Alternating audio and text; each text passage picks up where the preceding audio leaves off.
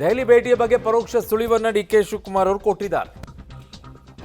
ನಗರಾಭಿವೃದ್ಧಿ ವಿಚಾರವಾಗಿ ದೆಹಲಿ ನಾಯಕರನ್ನ ಭೇಟಿ ಆಗಬೇಕು ಅಂತ ಹೇಳಿದ್ದಾರೆ. ಬೇರೆ ಬೇರೆ ವಿಚಾರಕ್ಕೆ ದೆಹಲಿಗೆ ಹೋಗ್ತಾ ಇದ್ದೇನೆ ಅನ್ನುವಂತ ಮಾತನ್ನು ಕೂಡ ಆಡಿದ್ದಾರೆ.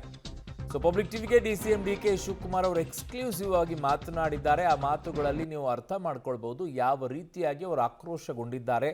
ಅದನ್ನು ಹೇಳ್ಕೊಳ್ಳೋಕ್ಕೂ ಆಗ್ತಾ ಇಲ್ಲ, ಬಿಡ್ಕೊಳ್ಳೋಕ್ಕೂ ಆಗ್ತಾ ಇಲ್ಲ. ಆ ಕಡೆಗೆ ಮಹದೇವಪ್ಪರ ವಿಚಾರದಲ್ಲಿ, ದಲಿತ ಸಿಎಂ ಕಾರ್ಡ್ ವಿಚಾರದಲ್ಲಿ ಅವರು ಹೇಳಿದ್ದಾರೆ.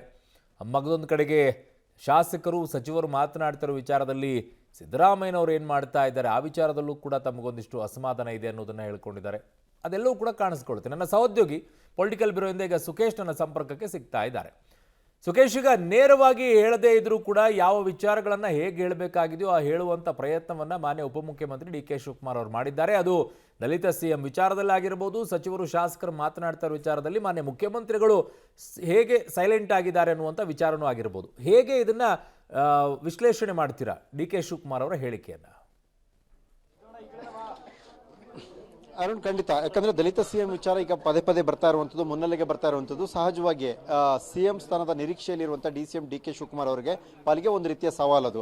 ಹಾಗಾಗಿ ಆ ಸವಾಲನ್ನು ಹೇಗೆ ಎದುರಿಸ್ತಾರೆ ಅನ್ನುವಂಥದ್ದು ಮತ್ತು ಹಿಂದಿನಿಂದಲೂ ಕೂಡ ಕೂಗಿದ್ರು ಕೂಡ ಈಗೇನಾದ್ರೂ ಪವರ್ ಶೇರಿಂಗ್ ಅಥವಾ ಮಾತುಕತೆ ನಡೆಯುತ್ತೆ ಅನ್ನುವಂಥ ಪರಿಸ್ಥಿತಿಗಳು ನಿರ್ಮಾಣ ಆದರೆ ಆ ಸಂದರ್ಭದಲ್ಲಿ ಕಾರ್ಡ್ ಪ್ಲೇ ಮಾಡಬೇಕು ಅನ್ನುವಂಥ ಲೆಕ್ಕಾಚಾರಕ್ಕೂ ಕೂಡ ಮುಂದಾಗಿರ್ಬೋದು. ಹಾಗಾಗಿ ಈ ವಿಚಾರ ನನ್ನ ಗಮನಕ್ಕಂತೂ ಬಂದಿಲ್ಲ. ಮಹದೇವಪ್ಪನವರಿಗೆ ಬಂದರೆ ಹೈಕಮಾಂಡ್ ಲೆವೆಲ್ ಇಂದ ಏನಾದರೂ ಬಂದಿರಬಹುದು. ಸಿಎಂ ಅವ್ರನ್ನ ಚೇಂಜ್ ಮಾಡಿ ದಲಿತ ಸಿಎಂ ಅನ್ನ ಮಾಡ್ತಾರೆ ಅನ್ನುವಂಥದ್ದು ಏನಾದ್ರೂ ಇದ್ರೆ ಅದು ಅವರ ಗಮನಕ್ಕೆ ಬಂದಿರುವ ವಿಚಾರ ಹೊರತು ನನ್ನ ಗಮನಕ್ಕೆ ಅಲ್ಲ ಅನ್ನುವಂಥ ರೀತಿಯಲ್ಲಿ ಅದಕ್ಕೆ ಒಂದು ಪ್ರತಿಕ್ರಿಯೆಯನ್ನು ಅವರು ಕೊಟ್ಟಂತೆ ಕಾಣಿಸ್ತಿದೆ. ಅದನ್ನು ಹೊರತುಪಡಿಸಿ ಹೇಳೋದಾದ್ರೆ ಮತ್ತು ಸಾಕಷ್ಟು ವಿಚಾರಗಳ ಚರ್ಚೆ ಮಾಡ್ತಾರೆ.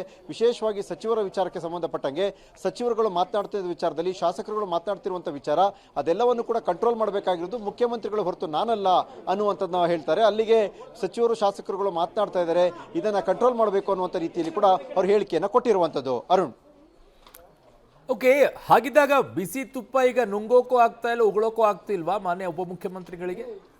ಖಂಡಿತ ಅದು ಒಂದು ರೀತಿ ಅದೇ ರೀತಿಯ ಬೆಳವಣಿಗೆ. ಯಾಕಂದ್ರೆ ಬೇರೆ ಬೇರೆ ಬೆಳವಣಿಗೆಗಳು ಸಾಕ್ಷಿ ಆಗ್ತಾ ಇರುವಂಥದ್ದು. ಮತ್ತೆ ಹೈಕಮಾಂಡ್ ಕೂಡ ಕರೆದು ಮಾತನಾಡುತ್ತೆ ಅಂತ ನಿರೀಕ್ಷೆ ಮಾಡಲಿಕ್ಕೆ ಶುರುವಾಗಿ ಸುಮಾರು 2 ತಿಂಗಳು ಕಳೆದು ಹೋಯಿತು.